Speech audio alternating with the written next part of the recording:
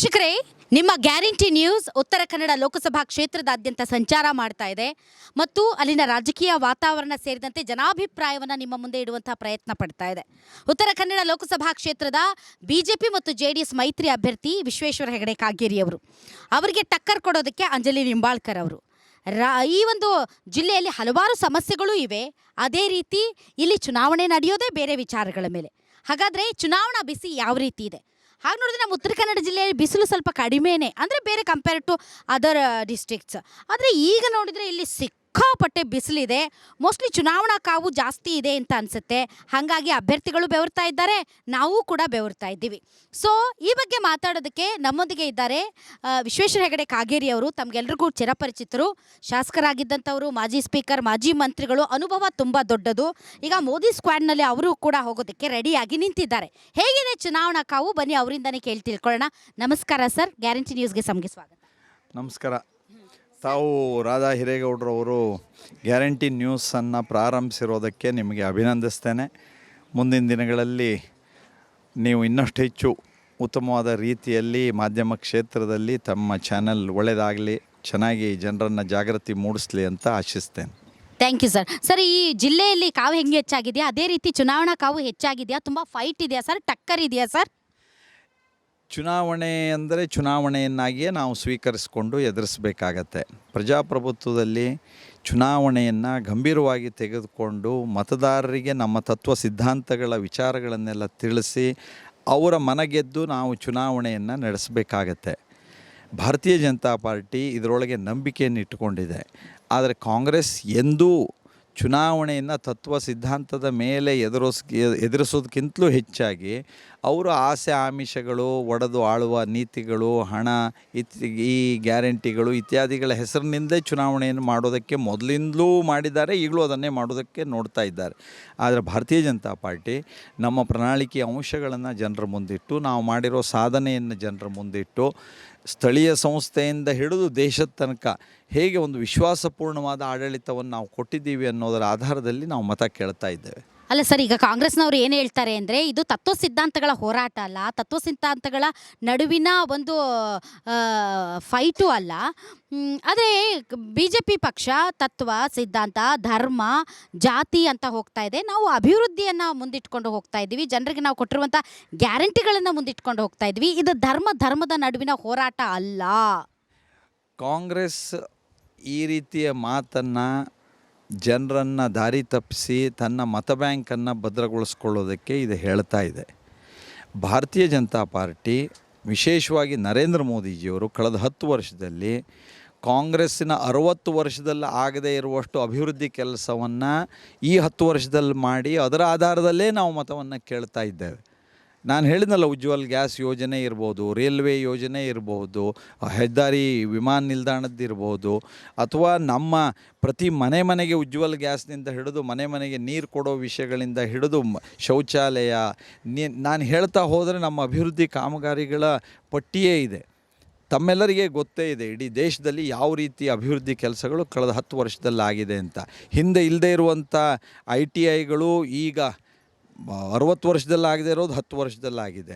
Medical ಕಾಲೇಜುಗಳು ಹಿಂದೆ 60 ವರ್ಷದಲ್ಲಿ ಆಗದೆ ಇರೋದು ಈ 10 ವರ್ಷದಲ್ಲಾಗಿದೆ. ಅಭಿವೃದ್ಧಿಯ ಆಧಾರದಲ್ಲೇ ನಾವು ಮಾಡ್ತಿದ್ದೀವಿ. ಅದರ ಜೊತೆಯಲ್ಲಿ ದೇಶ ಮೊದಲು ಅನ್ನುವಂಥ ಭಾವನೆಯನ್ನು, ನಮ್ಮ ಧರ್ಮ ಸಂಸ್ಕೃತಿಯ ರಕ್ಷಣೆ ಜವಾಬ್ದಾರಿಯ ಭಾವನೆಯನ್ನು ಸಹ ನಾವು ಜನರ ಎದುರುಗಡೆಗೆ ಹೇಳಿದ್ವಿ. ಆರ್ಟಿಕಲ್ 370 ರದ್ದು ಮಾಡ್ತೀವಿ ಅಂತ ಹೇಳಿದ್ವಿ, ಮಾಡಿದ್ದೀವಿ. ರಾಮ ಮಂದಿರ ಕಟ್ತೀವಿ ಅಂತ ಹೇಳಿದ್ವಿ, ಕಟ್ಟಿದ್ದೀವಿ. ನಮ್ಮ ಬಹುಸಂಖ್ಯಾತ ಹಿಂದೂಗಳ ಭಾವನೆಯನ್ನು ಗೌರವಿಸೋದು ನಮ್ಮ ಚುನಾವಣಾ ಪ್ರಣಾಳಿಕೆಯಲ್ಲಿ, ನಮ್ಮ ತತ್ವ ಸಿದ್ಧಾಂತದ ನಂಬಿಕೆಯಲ್ಲಿ ಇರೋದನ್ನೇ ನಾವು ಹೇಳ್ತಿದ್ದೇವೆ ಬಿಟ್ಟು ಅಭಿವೃದ್ಧಿಯನ್ನು ಕಡೆಗಣಿಸಿ ಈ ಮಾತುಗಳನ್ನು ನಾವು ಹೇಳ್ತಾ ಇಲ್ಲ. ಒಂದು ದೇಶ ಅಭಿವೃದ್ಧಿ ಮಾತ್ರ ಹೊಂದಿದರೆ ಸಾಕು ಅಂತಂದರೆ ಅದು ಕೇವಲ ಭೌಗೋಳಿಕವಾಗಿ ತಮ್ಮ ಅಭಿವೃದ್ಧಿಯನ್ನು ಸಾಧಿಸ್ಕೊಳ್ಬೋದು. ಆದರೆ ಒಂದು ದೇಶ ಅಂತ ಕರೆಸ್ಕೊಳ್ಳುವಾಗ ಸಾಂಸ್ಕೃತಿಕವಾಗಿಯೂ ಅದು ತನ್ನ ದೇಶದ ವೈಶಿಷ್ಟ್ಯತೆಗಳನ್ನು ಉಳಿಸ್ಕೊಂಡು ಬೆಳೆಸ್ಕೊಳ್ಬೇಕಾಗತ್ತೆ. ಅದಕ್ಕೆ ನಾವು BJPಯವರು ಬದ್ಧವಾಗಿದ್ದೇವೆ. ಸರ್ ಈಗ ಈ ಬಾರಿಯ ಎಲೆಕ್ಷನ್ ಲೋಕಸಭೆ ಚುನಾವಣೆ ಏನಿದೆ ಇದು ಆಯಾ ಪ್ರದೇಶವಾರು ಚುನಾವಣಾ ವಿಷಯಗಳು ಬೇರೆ ಆಗ್ಬೋದು ಸರ್. ಆದರೆ ಈ ಬಾರಿಯ ಚುನಾವಣೆ ಬೇಸಿಕಲಿ ಇದು Modi guarantee versus Congress guarantee ಅನ್ನೋ ಥರದಲ್ಲಿ ನಡೀತಾ ಇದೆ. ಯಾಕೆಂದರೆ ಮೋದಿ ಗ್ಯಾರಂಟಿ ಅಂದರೆ ಮೋದಿಯವರು ದೇಶಕ್ಕೆ ಪ್ರಧಾನಿಯಾಗಿ ಬರಬೇಕಾ ಆ ಗ್ಯಾರಂಟಿ ಬೇಕಾ, ಅಥವಾ ಕಾಂಗ್ರೆಸ್ನವರು ಕೊಟ್ಟಿರುವಂಥ ಗ್ಯಾರಂಟಿ ಯೋಜನೆಗಳು ಅದು 2,000 ರೂಪಾಯಿ ಆಗಿರ್ಬೋದು, ಅಥವಾ ಬಸ್ ಫ್ರೀ ಆಗಿರ್ಬೋದು, ಅಥವಾ ಕರೆಂಟ್ ಫ್ರೀ ಆಗಿರ್ಬೋದು, ಅಥವಾ ಅಕ್ಕಿ ಯೋಜನೆ, ಇದರ ನಡುವಿನ ಫೈಟ್ ಅಂತ ಬಿಂಬಿಸ್ತಾ ಇದ್ದಾರೆ ಅಥವಾ ಆ ರೀತಿಯಾದಂಥ ಫೈಟ್? ಕಾಂಗ್ರೆಸ್ ಬಗ್ಗೆ ನನಗೆ ಕನಿಕರ ಆಗತ್ತೆ, ಅವ್ರ ಹತಾಶ ಸ್ಥಿತಿಯ ಬಗ್ಗೆ ನನಗೆ ಬೇಸರ ಆಗತ್ತೆ.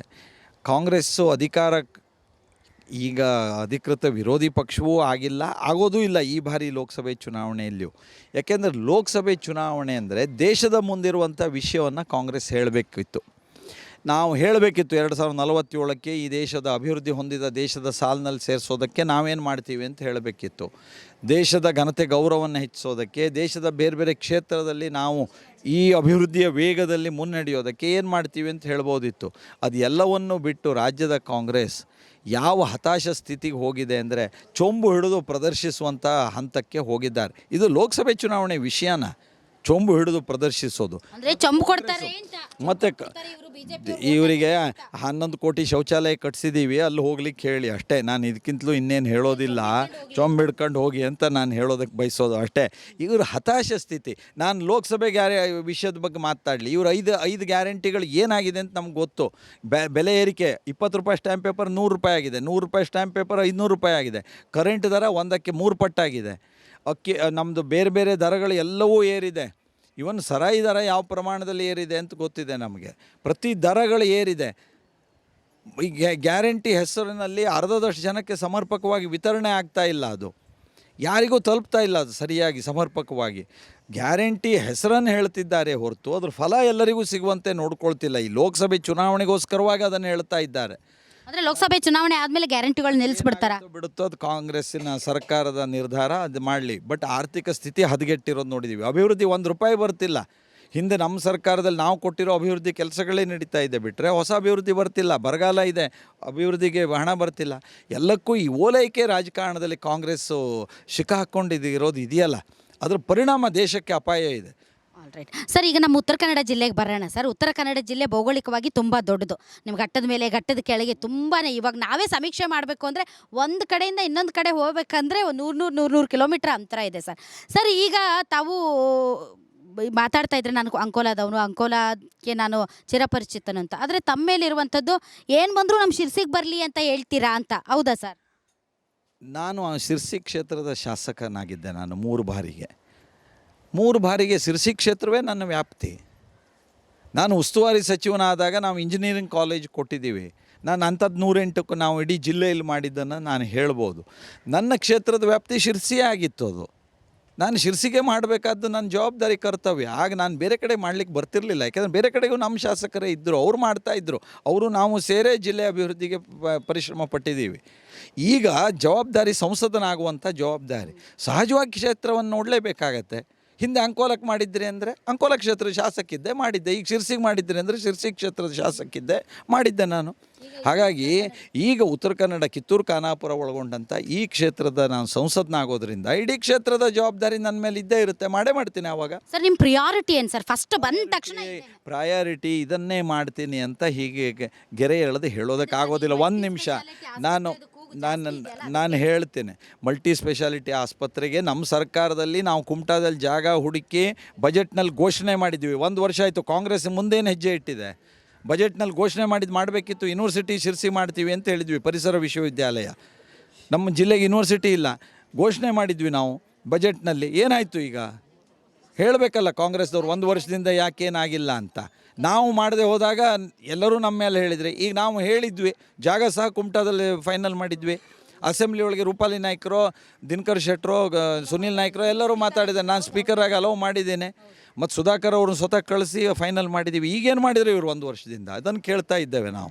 ಮತ್ತು ನಿಮಗೊಂದು ಹೇಳ್ತೀನಿ, ಪ್ರಯಾರಿಟಿ ಅಂತ ನಾವು ಸಮಗ್ರ ಅಭಿವೃದ್ಧಿಯನ್ನು ನೋಡಬೇಕಾಗ್ತದೆ. ಅರಣ್ಯ ಅತಿಕ್ರಮಣದಾರ ಸಮಸ್ಯೆ ಇದೆ, CRZ ಸಮಸ್ಯೆ ಇದೆ, ನಮ್ಮ ಟ್ರೈನು ಅಂಕೋಲ ಹುಬ್ಬಳ್ಳಿ ಇದೆ, ನಮ್ಮ ತಾಳಗುಪ್ಪ ನಮ್ಮದು ಹುಬ್ಬಳ್ಳಿ ಟ್ರೈನಿಂದಿದೆ, ನಾನು ರಾಷ್ಟ್ರೀಯ ಹೆದ್ದಾರಿದಿದೆ, ಮೀನುಗಾರರದ್ದು CRZ ಹೇಳಿದಾಗೆ ಬಂದರುಗಳ ಜಟ್ಟಿಗಳ ನಿರ್ಮಾಣದ್ದಿದೆ.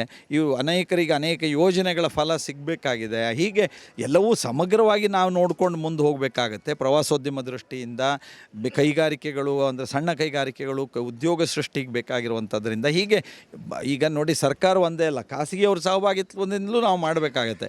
ಹಾಗಾಗಿ ಮುಂದಿನ ದಿನದಲ್ಲಿ ಸಮಗ್ರವಾಗಿ ಚಿಂತಿಸ್ಕೊಂಡು ಅಭಿವೃದ್ಧಿಗೆ ಏನು ಬೇಕೋ ಆ ಪ್ರಯತ್ನವನ್ನು ನಿಶ್ಚಿತವಾಗಿ ಮಾಡುತ್ತೆ. ಕಡೆಗೆ ಒಂದೇ ಪ್ರಶ್ನೆ ಸರ್, ನೀವು ಸೀನಿಯರ್ ಲೀಡರ್ ಇದ್ದೀರಿ ಸರ್, ಆಮೇಲೆ ಈ ಬಾರಿ ತಮಗೆ ಟಿಕೆಟ್ ಸಿಕ್ಕಿರೋದೆ, ನಾವೆಲ್ಲ ಉತ್ತರ ಕನ್ನಡ ಜಿಲ್ಲೆಯವರು ಅಂದ್ಕೊಳ್ತಾ ಇರೋದು ಈ ಬಾರಿ ನೀವು ಡೆಫಿನೆಟ್ಲಿ ಸೆಂಟ್ರಲ್ ಮಿನಿಸ್ಟರ್ ಆಗ್ತೀರಿ ಅಂತ. ಸೊ ವಿ ಬಿಲೀವ್ ದಟ್, ನಮ್ಗೆ ಆ ನಂಬಿಕೆ ಇದೆ. ಒಂದು ವೇಳೆ ವಿಶ್ವೇಶ್ವರ ಹೆಗಡೆ ಕಾಗೇರಿ ಅವರು ಗೆದ್ದರೆ ನಮ್ಮ ಉತ್ತರ ಕನ್ನಡ ಜಿಲ್ಲೆ ಕೋಟಾದಿಂದ ಅವರು ಗ್ಯಾರಂಟಿ ಒಬ್ಬ ಮಿನಿಸ್ಟರ್ ಆಗ್ತಾರೆ ಅಂತ. ಬಟ್ ಸರ್, ನಮಗಿರುವಂತಹ ಕೊರತೆ ಅಥವಾ ನಮ್ಮ ಅಳಲು ಏನು ಗೊತ್ತಾ ಸರ್, ಕನ್ನಡಿಗರಾಗಿ ಕರ್ನಾಟಕದವರಾಗಿ ಕರ್ನಾಟಕದ ವಿಚಾರಗಳನ್ನು ಸಂಸತ್ನಲ್ಲಾಗಲಿ ಮೋದಿ ಅವರುಗಡೆ ಎದುರುಗಡೆ ಸಮರ್ಥವಾಗಿ ಕೇಳುವಂತಹ ಧೈರ್ಯ ಯಾರು ಬಟ್ ನಿಮಗಿದೆ ಆ ಧೈರ್ಯ, ಬಿಕಾಸ್ ನಿಮ್ಗೆ ಅಷ್ಟೊಂದು ಅನುಭವ ಇದೆ. ನಾನು 6 ಬಾರಿಗೆ ಈ ಕ್ಷೇತ್ರದಲ್ಲಿ ಗೆದ್ದು ಶಿಕ್ಷಣ ಮಂತ್ರಿಯಾಗಿ, ಉಸ್ತುವಾರಿ ಮಂತ್ರಿಯಾಗಿ, ಕ್ಯಾಬಿನೆಟ್ನಲ್ಲಿದ್ದು ಸ್ಪೀಕರ್ ಆಗಿ ನಾನು ಕೆಲಸ ನಿರ್ವಹಿಸಿದಂಥವನು. ನಮ್ಮ ರಾಜ್ಯದ ಸಮಸ್ಯೆಗಳು ಗೊತ್ತು. 28 ಲೋಕಸಭಾ ಕ್ಷೇತ್ರದ ಸಂಸದರಾಗುವಂಥವ್ರ ಒಡನಾಟವೂ ಇದೆ, ಸಂಪರ್ಕವೂ ಇದೆ. ರಾಜ್ಯ ಕೇಂದ್ರ ಸರ್ಕಾರಗಳ ಆಡಳಿತ ವ್ಯವಸ್ಥೆಯ ಅರಿವು ನನಗಿದೆ. ಹಾಗಾಗಿ ಯಾವುದೇ ಸಮಸ್ಯೆಗಳು ಕರ್ನಾಟಕದಿದ್ದರೂ ನನ್ನ ಗಮನದಲ್ಲಿದೆ ಮತ್ತು ಅದನ್ನು ಸಮರ್ಥವಾಗಿ ನಾವೆಲ್ಲರೂ ಸಂಸದರು ಸೇರಿ ಪ್ರಧಾನಿಗಳಿಗೆ ಅಥವಾ ಸಂಬಂಧಪಟ್ಟಂಥ ಕೇಂದ್ರ ಸರ್ಕಾರದ ಸಚಿವರುಗಳಿಗೆ ಅಥವಾ ಅಧಿಕಾರಿಗಳಿಗೆ ಹೇಳಿ ಪರಿಹಾರ ದೊರಕಿಸ್ಕೊಡೋದಕ್ಕೆ ಹಿಂದೆಯೂ ಪ್ರಯತ್ನ ಮಾಡಿದ್ದೀವಿ, ಮುಂದೆಯೂ ಪ್ರಯತ್ನ ಮಾಡ್ತೀವಿ. ಯಾವುದೇ ಸಂಶಯ ಅನುಮಾನಕ್ಕೆ ಅವಕಾಶ ಇಲ್ಲ. ಈಗ ಚುನಾವಣೆ ಬಂದಿದೆ ಅಂತ ಕಾಂಗ್ರೆಸ್ಸು ನಮ್ಮ BJP ಮೇಲೆ, ನಮ್ಮ ಸಂಸದರ ಮೇಲೆ, ನಮ್ಮ ಕೇಂದ್ರ ಸರ್ಕಾರದ ಮೇಲೆ ಹತಾಶೆಯಿಂದ ಕೆಲವು ಆರೋಪಗಳನ್ನು ಮಾಡ್ತಾ ಇದೆ ಹೊರತು ಅದು ಸತ್ಯಾಂಶದಿಂದ ಕೂಡಿರೋದಲ್ಲ. ಮುಂದಿನ ದಿನದಲ್ಲಿ ಸತ್ಯಾಂಶವಾದ ಆಧಾರದ ಮೇಲೆ ನಮ್ಮ ರಾಜ್ಯಕ್ಕೂ ನ್ಯಾಯ ಕೊಡಿಸೋದಕ್ಕೆ ನಾನು ನನ್ನ ಹಿರಿತನದಿಂದ ನನ್ನ ಪ್ರಯತ್ನವನ್ನು ನಾನು ಮಾಡೇ ಮಾಡ್ತೇನೆ. ತಾವು ಈ ಹೊಸ ಚಾನಲನ್ನು ಪ್ರಾರಂಭಿಸಿ ತಾವು ಒಳ್ಳೆಯ ರೀತಿಯಲ್ಲಿ ಈ ಚಾನಲ್ ಮೂಲಕ ಜನರಲ್ಲಿ ಸಾಮಾಜಿಕ ರಾಷ್ಟ್ರೀಯ ಜವಾಬ್ದಾರಿಗಳನ್ನು ಹೆಚ್ಚಿಸಿ ಒಳ್ಳೇದು ಮಾಡೋದಕ್ಕೆ ನಿಮ್ಮ ಜೊತೆಗೆ ನಾವು ಇದ್ದೇವೆ. ಒಟ್ಟಿಗೆ ಕೂಡಿ ಒಳ್ಳೇದು ಮಾಡೋಣ. ಓಕೆ, ನೋಡಿದ್ರಲ್ಲ ವೀಕ್ಷಕರೇ, ದಿವಂಗತ ಅನಂತಕುಮಾರ್ ಅವರ ರೀತಿಯಲ್ಲಿ ಕರ್ನಾಟಕಕ್ಕೂ ಮತ್ತು ದೆಹಲಿಗೂ ಯಾವ ರೀತಿ ಸೇತುವೆಯಾಗಿ ಕೆಲಸ ಮಾಡಿದ್ರು, ವಿಶ್ವೇಶ್ವರ ಹೆಗಡೆ ಕಾಗೇರಿ ಅವ್ರಿಗೂ ಅಷ್ಟೇ ಹಿರಿತನ ಇದೆ, ಅನುಭವ ಇದೆ. ಆ ನಿಟ್ಟಿನಲ್ಲಿ ಅವರು ಕೂಡ ನಮ್ಮ ಕನ್ನಡಿಗರ ಸಮಸ್ಯೆಗಳಿಗೆ ಒಂದು ಕೊಂಡಿಯಾಗಿ ಕೆಲಸ ನಿರ್ವಹಿಸ್ತಾರೆ ಅನ್ನುವಂಥ ನಂಬಿಕೆ ನನಗಿದೆ. ಆದರೆ ಮುಂದೇನಾಗುತ್ತೆ ಅದು ಮತದಾನ ಆದಮೇಲೆ ಗೊತ್ತಾಗುತ್ತೆ.